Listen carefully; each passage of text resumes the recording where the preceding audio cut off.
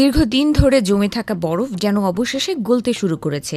ভূ রাজনীতির উত্তপ্ত ময়দানে আচমকাই এক অভাবনীয় সংবাদের বিস্ফোরণ ঘটল। ইরানের পার্লামেন্টের স্পিকার ও প্রধান আলোচক মাহমুদ বাঘর গালিবাফ সোমবার যখন ঘোষণা করলেন যে মার্কিন যুক্তরাষ্ট্রের সঙ্গে জব্দ থাকা $12 মিলিয়ন সম্পদ ছাড়ের বিষয়টি চূড়ান্ত হয়েছে, তখন যেন সারা বিশ্ব এক অদ্ভুত স্তব্ধতায় ডুবে গেল।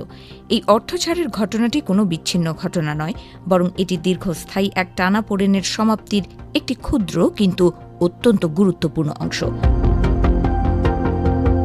সুইজারল্যান্ডের নির্জন কোনো কক্ষে বসে দুই চিরশত্রু দেশের প্রতিনিধিদের নিভৃত আলাপচারিতার মধ্য দিয়ে এই ঐতিহাসিক চুক্তি স্বাক্ষরিত হয়েছে।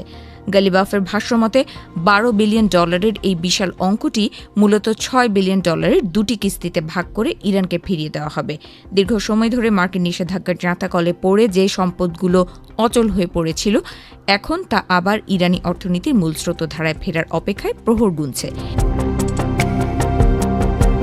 এই অর্থ প্রাপ্তি শুধু একটি অর্থনৈতিক লেনদেন নয়, বরং এটি একটি বৃহত্তর সমঝোতা স্মারকের সবচেয়ে দৃশ্যমান সাফল্য। গালিবাফ স্পষ্টতই জানিয়েছেন যে এই চুক্তি শুধু টাকা ছাড়ের বিষয় নয়, বরং এর পেছনে রয়েছে এক সুদূর প্রসারী লক্ষ্য। উভয় পক্ষই বুঝতে পেরেছে যে মুদ্রার উল্টো পিঠে কেবল সংঘাতই থাকে না, মাঝে মাঝে আলোচনার পথ উন্মুক্ত রাখাও কৌশলগতভাবে জরুরি হয়ে পড়ে। নিষেধাজ্ঞার কঠোর শিকল যেন কিছুটা শিথিল হতে শুরু করেছে। চুক্তির আওতায় ইরান এখন অপরিশোধিত তেল রপ্তানির ক্ষেত্রে নতুন করে প্রাণ ফিরে পেতে চলেছে। শুধু তেল নয়, পেট্রোকেমিক্যাল পণ্য এবং এর সংশ্লিষ্ট উপজাতগুলোও এখন বিশ্ববাজারের পথে বাধাহীন গতিতে ছুটতে পারবে। সেই সাথে ব্যাংকিং, বীমা এবং পরিবহন খাতে যে শ্বাসরুদ্ধকর স্থবিরতা ছিল, তা থেকে বেরিয়ে আসার এক নতুন দিগন্ত উন্মোচিত হয়েছে বলে মনে করছেন সংশ্লিষ্টরা। হরমুজ প্রণালীর উত্তেজনা এখন যেন এক নতুন সমীকরণের অপেক্ষায়।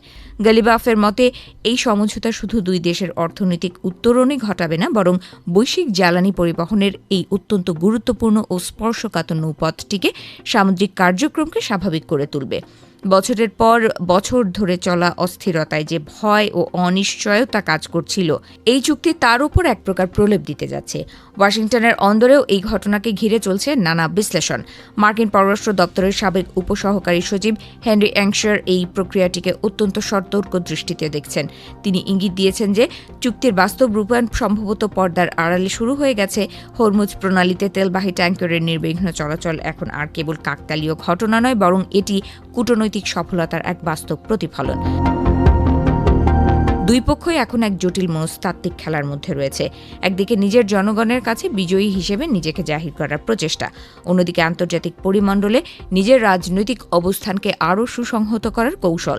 ওয়াশিংটন ও তেহরান উভয়ই চায় নিজেদের দাবি পূরণ হোক, অথচ দৃশ্যপটে যেন পরাজয়ের কোনো ছাপ না থাকে। এই ভারসাম্য বজায় রাখাই এখন তাদের কাছে সবচেয়ে বড় চ্যালেঞ্জ। তবে দিন শেষে আসল সত্যটি ধরা পড়বে অর্থের প্রবাহের উপর নজর রাখলে। বাস্তবতার কঠিন জমিতে পা রেখে হেনরি অ্যাংশার যেমনটি বলেছেন, যতক্ষণ না এই $12 বিলিয়ন সত্যিই ইরানের কোষাগারে পৌঁছচ্ছে এবং তার প্রতিফলন বিশ্ববাজারে দেখা যাচ্ছে, ততক্ষণ পর্যন্ত এই চুক্তিকে ঘিরে রহস্যের ধোঁয়াশা থেকেই যাবে।